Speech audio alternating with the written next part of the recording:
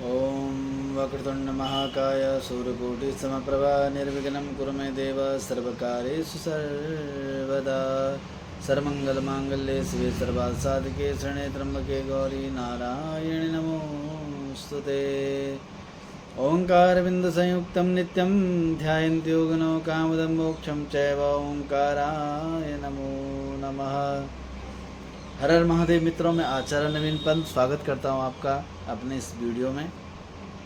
अगर आपको हमारी वीडियो पसंद आती है तो आप ज़रूर लाइक करें, शेयर करें और सब्सक्राइब करें। हमारी वीडियो के माध्यम से आप जान पाएंगे महीने में जो भी व्रत आती हैं, एकादशी, मासिक, शिवरात्रि, गणेश चतुर्थी, अनेक जो भी व्रत हर प्रत्येक महीने में आते हैं, तो आपको हम अवश्य अपने वीडियो के माध्यम से बताएंगे कि कौन सा व्रत कब रखें और क्या व्रत का शुभ समय है। अनेक ऐसे वीडियो की जानकारी आपको देंगे, तो आप अवश्य हमारी चैनल को लाइक करें, सब्सक्राइब करें और शेयर करें। तो आइए जानते हैं कि ऐसा कौन सा व्रत हमें रखना चाहिए जिससे हमारे संकटों का निवारण हो। अगर आपके बालक बालिका जो भी पढ़ाई में कमज़ोर हैं, तो उनके लिए आप कौन सा व्रत रखें, कौन से ऐसी पूजा करें कि जिससे उनको लाभ प्राप्त होगा। तो आइए आज जानते हैं। ऐसा व्रत है गणेश चतुर्थी का व्रत। जीवन में अगर हमारे अनेक प्रकार की समस्याएं अगर दूर दूर तक हमारा साथ नहीं छोड़ रही हैं, तो आप अवश्य गणेश चतुर्थी का व्रत रखें, क्योंकि भगवान गणेश जी सारे संकटों को दूर करते हैं। जीवन में जितने भी संकट हैं, संकटों का निवारण कौन करते हैं? भगवान गणेश जी। और हमारे हिंदू धर्म में प्रथम पूजनीय भी हैं। तो गणेश चतुर्थी का व्रत करें। गणेश चतुर्थी का व्रत करने से आपको अवश्य लाभ प्राप्त होगा। आपके बालक बालिका जो भी शिक्षा क्षेत्र में कमज़ोर हैं, तो उनको इस व्रत से लाभ प्राप्त होगा। प्रातःकाल स्नान आदि करके अपने बच्चों को भी, स्वयं भी स्नान आदि करें और शुद्ध वस्त्र पहन करके भगवान गणेश जी के पास जाएं। अपने घर में, अपने मंदिर में गणेश जी की प्रतिमा रखें। उनको सुंदर एक पीला वस्त्र लें, पीले वस्त्र में रख करके उनकी मूर्ति रखें और भगवान गणेश जी का सुंदर स्नान कराएं। दूध, दही, घी, शहद, शक्कर से सुंदर उनको स्नान करा करके गंगा जल से स्वच्छ करें। उसके बाद उनको वस्त्र पहनाएं, उनको चंदन का तिलक लगाएं और दुर्वा और बेसन का लड्डू, क्योंकि भगवान गणेश जी को मोदक बड़े प्रिय हैं, तो उनको मोदक अवश्य, मोदक का भोग आप अवश्य लगाएं। और अपने घर में भी आप मोदक बना सकते हैं। तो सुंदर उनको स्वच्छ भोग उनको अर्पण करें, उनको उनकी पूजा करें। इस पूजा करने से आपके जीवन में जो भी संकट हैं, संकटों का निवारण अवश्य होगा।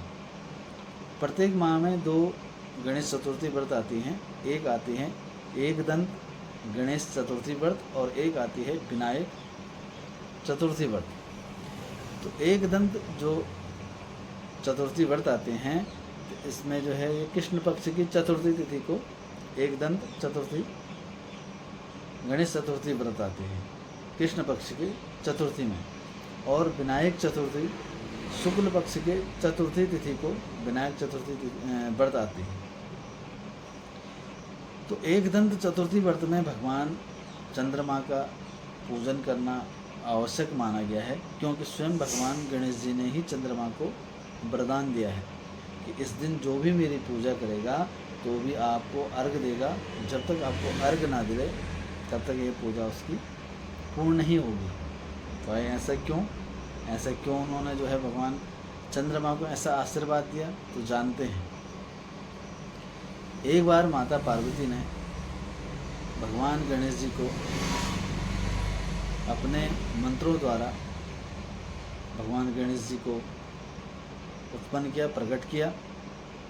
और जैसे ही गणेश जी प्रकट हुए, उन्होंने कहा, जाओ आप हमारे द्वार रक्षक बने, आप हमारे पुत्र हैं और मैं आपकी माता हूँ। जब तक मैं आपको आदेश न दूँ किसी को भी अंदर आने की अनुमति ना दूं, तब तक आप किसी को भी अंदर नहीं आने दें। तो स्वयं जाकर गणेश जी द्वार पे पहरा देने लगे। तो जैसे ही कोई भी देवता माता पार्वती से मिलने गए तो उन्होंने किसी को जाने से इनकार कर दिया कि कोई भी अंदर नहीं जा सकता है। तो अनेक देवताएं आए, भगवान शंकर जी ने कहा कि जाइए भी, हम जा रहे हैं। सब शंकर जी ने सभी देवताओं को भेजा कि गणेश जी को समझाए कि हम उनके पिता हैं, हम अंदर जाना चाहते हैं, वो इस पर इनकार न करें। तो भगवान गणेश जी ने कहा कि मेरी माता की आज्ञा है कि कोई भी अंदर नहीं जा सकता। तो भगवान शंकर जी जैसे द्वार पे आए तो शंकर जी ने कहा कि हम आपके पिता हैं, हमें अंदर जाने दीजिए। तो गणेश जी ने इनकार कर दिया कि मैं आपको नहीं जानता हूँ, जब तक माता जी नहीं बोलेंगी तब तक मैं किसी को भी अंदर नहीं जाने दूँगा। तो भगवान शंकर जी अनेक प्रकार से उनको मनाने लगे तो नहीं माने। तो अंत में भगवान शंकर जी को क्रोध आ गया और उन्होंने अपने त्रिशूल से भगवान गणेश जी के सर को धड़ से अलग कर दिया।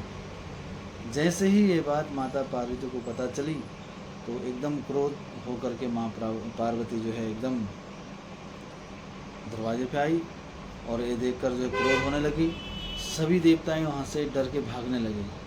तो यह देखकर भगवान विष्णु जी बड़े चिंतित हो गए। तो तुरंत गए और उन्होंने एक हाथी के सर को ला करके भगवान शंकर जी को दिया और भगवान शंकर जी ने अपने मंत्रों के द्वारा जैसे ही हाथी के सर को उनके धड़ पे लगाया तो गणेश जी तुरंत खड़े होकर के अपने माता पिता को प्रणाम करने लगे। तो सभी देवताएं जो है प्रसन्न हुए, माता पार्वती भी शांत हो गई। सभी देवताएं पुष्प बरसाने लगे। उनमें से सिर्फ एक देवता ऐसे थे, कौन? चंद्रमा जी, जो उनको देख करके हंसने लगे। तो यह देखकर गणेश जी बड़े क्रोध हुए। उन्होंने कहा, जाओ चंद्रमा जी, आपको अपने रूप में बड़ा घमंड है, तो मैं आपको श्राप देता हूँ कि आज के बाद आपकी जो है कांति, आपका तेज धीरे धीरे जो है विहीन होता जाएगा। ऐसा श्राप दिया। तो यह श्राप देख करके जो है चंद्रमा जी डर गए और तुरंत गणेश जी के चरणों को पकड़ करके क्षमा याचना करने लगे। कहने लगे, प्रभु मेरे से भूल हो गई, आप मुझे क्षमा करें। तो गणेश जी प्रसन्न हुए। उन्होंने कहा चंद्रमा जी से, देखो श्राप तो पूर्ण होगा क्योंकि श्राप तो कट सकता नहीं। आज के बाद मैं आपको आशीर्वाद देता हूँ, वरदान देता हूँ कि पूर्णिमा तिथि, पूर्णिमा शुक्ल पक्ष के प्रतिभा तिथि से लेकर पूर्णिमा तक आपका जो है तेज बढ़ता जाएगा और पूर्णिमा में आप 16 कलाओं से पूर्ण होकर के देवलोक में विचरण करेंगे, जिससे सभी लोग आपकी जय जयकार करेंगे। और आज के बाद मैं यह आशीर्वाद भी आपको देता हूँ कि एकदंत चतुर्थी व्रत के दिन जो भी आपको अर्घ देगा, जो भी मेरी पूजा करेगा, उस दिन आपको अर्घ देगा तो उसकी पूजा पूर्ण होगी और वो इस पूजा का फल की प्राप्ति उसको प्राप्त होगी। तो उसी दिन से एकदंत चतुर्थी को, जो कृष्ण पक्ष में आती है, तो उस दिन भगवान गणेश जी की पूजा के साथ साथ जो है चंद्रमा जी को भी अर्घ देना पड़ता है। तब से ही कृष्ण पक्ष की चतुर्थी को चंद्रमा को भी अर्घ देना पड़ता है। तो एकदंत चतुर्थी व्रत है ज्येष्ठ माह के चतुर्थी तिथि कब आ रही है? यह है हमारी 26 मई, ये शाम को 6 बज करके और 27 मई के शाम तक 5 बजे तक जारी है। तो इसमें चंद्रमा की पूजा हम 26 तारीख को ही कर पाएंगे क्योंकि 27 तारीख को 5 बजे तक ही पूर्णिमा तिथि है। 5 बजे के बाद चंद्रमा को ना तो हम अर्घ दे पाएंगे ना चंद्रमा की पूजा कर पाएंगे। 26 तारीख को 6 बजे के बाद ही गणेश चतुर्थी लग रही है, तो इसमें हम चंद्रमा की पूजा कर पाएंगे, चंद्रमा को अर्घ दे पाएंगे। तो ये व्रत हमारा तब जाके पूर्ण होगा। इसी कारण से 26 मई को रविवार के दिन, 26 मई 2024 रविवार के दिन यह व्रत रखा जाएगा। इस व्रत में आप भगवान गणेश जी के साथ साथ चंद्रमा की भी पूजा करें और इस व्रत का फल आप प्राप्त करें। लेकिन शुक्ल पक्ष की चतुर्थी तिथि में चंद्रमा को अर्घ न दिया जाता, नहीं चंद्रमा की पूजा होती है। केवल कृष्ण पक्ष की चतुर्थी तिथि को ही चंद्रमा की पूजा की जाती है। तो आशा है कि आप जान चुके होंगे और आप अवश्य गणेश चतुर्थी का व्रत रखें, जिससे आपके जीवन में सारे संकट, सारी बाधाएं दूर हों। इसी के साथ आचार्य नवीन पंत, हर हर महादेव, जय जय शिव शंभू।